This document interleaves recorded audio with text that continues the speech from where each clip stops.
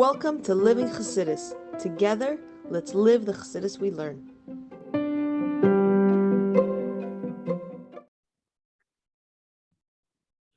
morning, everybody, and welcome to Chassidus in the Morning. 15 minutes to change our lives. Beautiful Chana for Shavuos, discussing about Har Sinai and why the Torah is given up in Har Sinai. So, just to recap, we said that the first question was why was the Torah given Har Sinai, and the answer was because Har Sinai was very humble and very small, and that's in order to be able to get the Torah, you have to be humble and small. Har Sinai was small, it was weak, it was like a nebach, and seemingly that's what you have to do. You see the Torah, your heart and your ego, and then that doesn't give you the Torah. So then Alter Rebbe asked, if the way to receive the Torah is through being small and humble, so why was the Torah given on a mountain b'chlal? Give it in a valley or in a field. That's a lot more humble. That's, a mountain is ultimately it's hisnasus. It has some inflation, some yeshus, some rising. So we said the answer is because you do need that. It needs to be in check. And this is what we'll continue discussing today. It's a balance, but you need to have some type of feeling of self-worth. Otherwise, you will go and you'll say, Mi ani umani, uma avarati.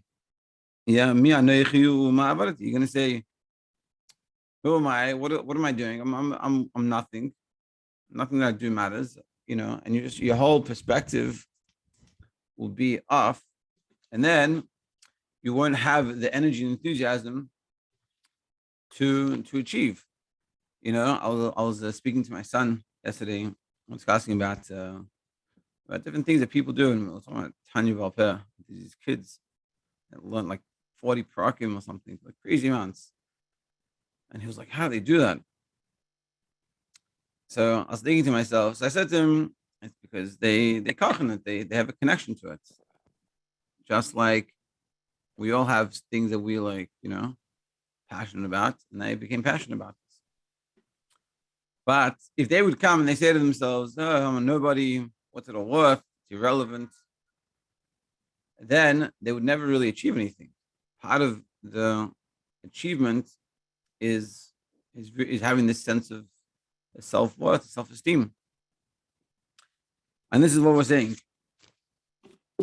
So let's continue. He said, yeah. So if you have no self-worth, you don't raise yourself up, you don't have any type of self-esteem, you'll never go putting the effort to come in and do that avodah. You'll say, who am I? What's my avodah? A perfect example of this is I find very much, unfortunately, when it comes to like davening in amongst Lubavitchers, that we think to ourselves that davening is like this avodah that's meant to be, these very high level people, and I'm not there. Who am I to daven? Me daven? I'm not shy to these things, and we put ourselves down, and therefore we don't do any of this stuff. And that's what he's saying. You have to feel that what you're doing is achieving. Me, I'm davening. My davening is worth something. How come I davening? Who am I? I'm not the masmid.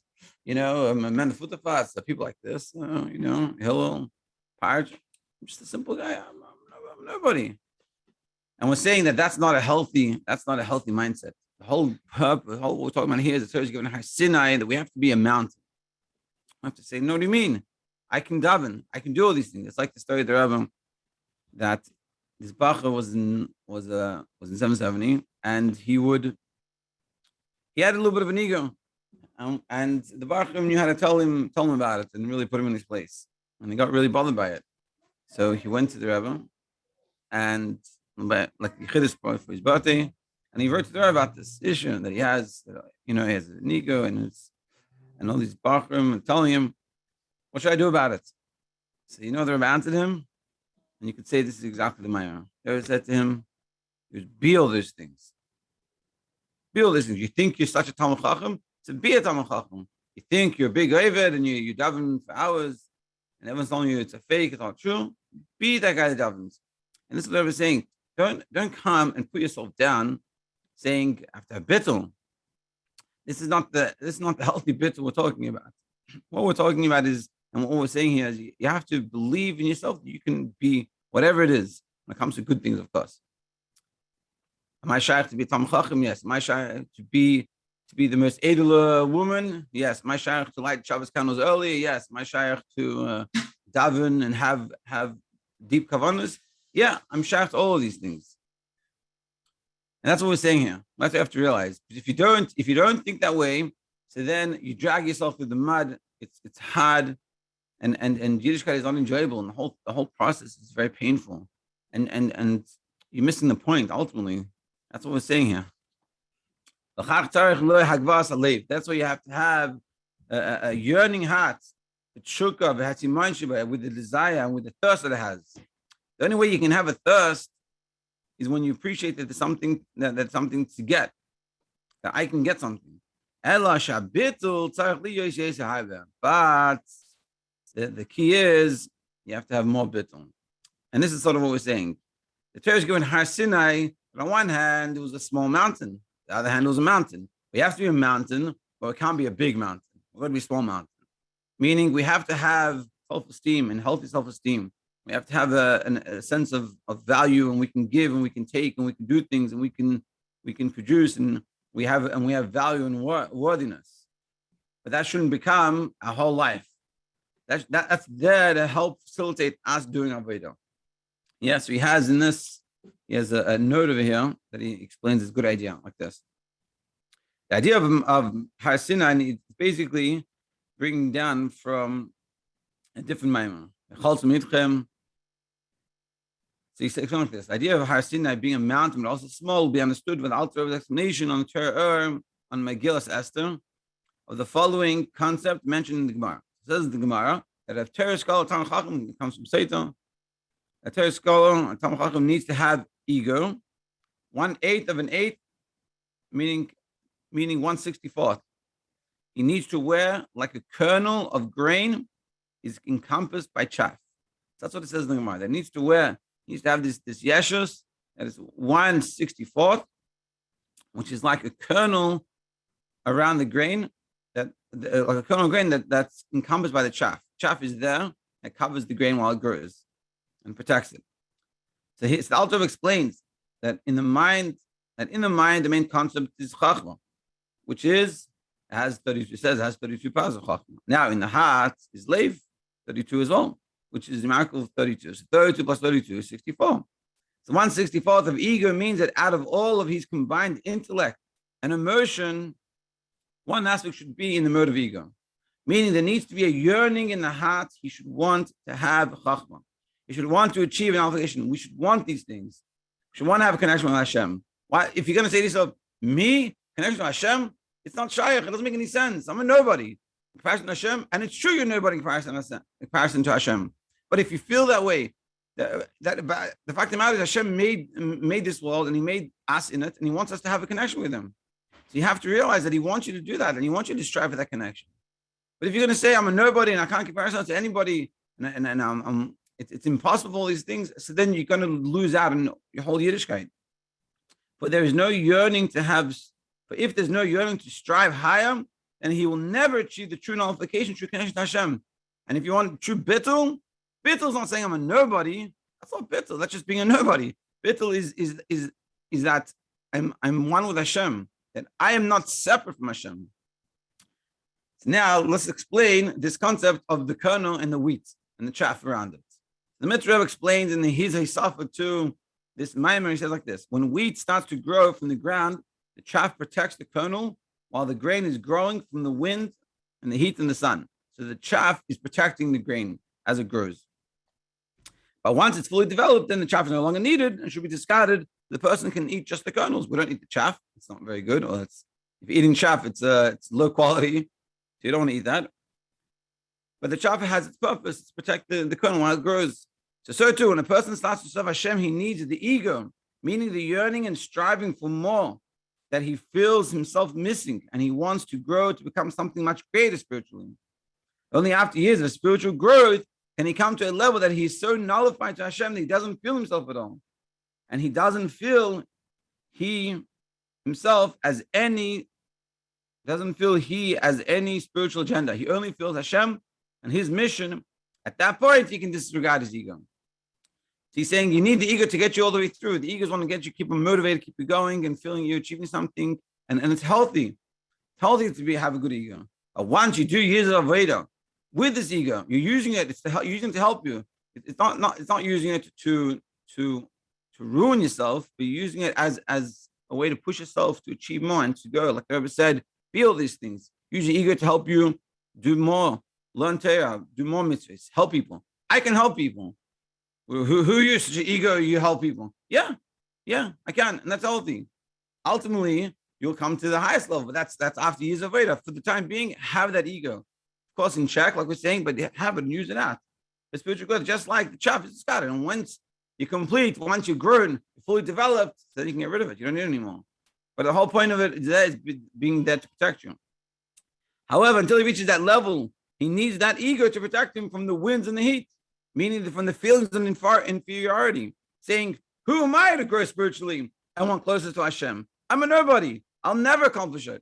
So he said that's why we need the chaff to protect us from saying those things, those winds, the heat and the wind. That's those negative voices from outside and especially from within. Or similar feelings. To protect him from that, he needs this tiny ego, the 164th, keep him going. And that's what we're saying. So now we've explained this is the first answer to the second question of why the Torah is given dafka specifically on the mountain. And we answered because the Torah is teaching us that you need to be on a mountain. You need to have a mountain. It doesn't have to be a big mountain. It shouldn't be a big mountain, but it should be a mountain. The mountain is what's going to get you to strive, to push yourself and to go and to achieve and to not get caught up and not get belittle yourself and put yourself down and have no unhealthy ego. Ultimately, but it has to be a small mountain, so you have to have that in check. You have to go too far, but it's very important. Yeah. So now we're gonna go and now the next answer that he gives. Okay. Yeah. Now we're going to explain it in a whole different way. Very interesting. Let's see. This is also the idea of, like it says in the pasuk in Yeshaya, I'll gather the anavim, the humble ones in Hashem there will be happiness. I'll have joy with Hashem, being humble. What's happiness? Joy, happiness is when a person picks him up. When a person feels himself strongly and picks his ego up, which is usually the opposite attitude of total surrender to Hashem. Normally, being happy, talking about is being selfless and totally non-ego. As he was saying in the pasuk, and you gather the humble ones, and Hashem be simcha. So now, usually, yeah. Sorry, let's do this again. It's a little bit confusing. I'll do it again. This is the idea that they gathered the humble ones, Hashem simcha. Now, that's what the pasuk is saying. Now, generally, what happens is normally being happy is about yourself, and very connected to yourself. Now, we're saying being humble makes you happy. How does being humble make you happy? This happens. We're talking about from the pasuk. Is nimshach min ha'anava v'ashiflus dafka. It's from the anava, the humility and the selflessness. So if you have humility and selflessness, you're nobody. How can you be happy? Who am I? Who am I to be happy? He's going to explain this. Explained in Tanya Parak Lamadalad and the Parak Lamadalad. Shmitzad haguf of our nefesh bahamis. This is over there that you can have two opposing emotions at the same time. Now he explains. Now you're gonna ask, how can I have two opposing emotions? One's coming from nefesh bahamis, one emotion, and one emotion coming from nefesh lakis. So mitzad the go of nefesh bahamis. When you look at your body, your nefesh bahamis, and its desires for physicality and not caring about spirituality and doing things that are not really valuable to yourself, not helping you in your life or anything like this. So it's disgusting and it bothers you and annoys you. Or should. You should be very disgusted. But at the same time, you can be happy. Why can you be happy? At the same time, you can be happy because you realize as much as I'm doing the wrong things, like we're doing the worst things, I'm destroying my life. I have a godly soul. I have a pure neshama, and it's beautiful. And I have this connection to Hashem that can never be destroyed. And you can be happy, like, wow, it's so amazing. Yeah. And look over there. And we're going to explain it more, but we have to stop for the day. And Mitzvah Hashem, tomorrow we'll try to finish it off. A few more good points coming up. Thank you, everyone, for joining. And I hope everyone has an amazing day.